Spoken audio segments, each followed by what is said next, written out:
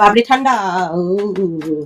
বাবারে এখন এ বাবা লাইটটা জ্বালা রয়েছে তো, লাইটটা কে অফ করবে? উঠতেই পাচ্ছি না।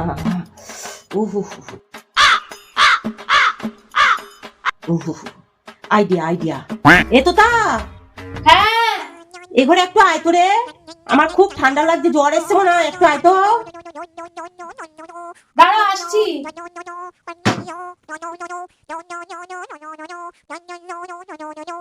কই মা?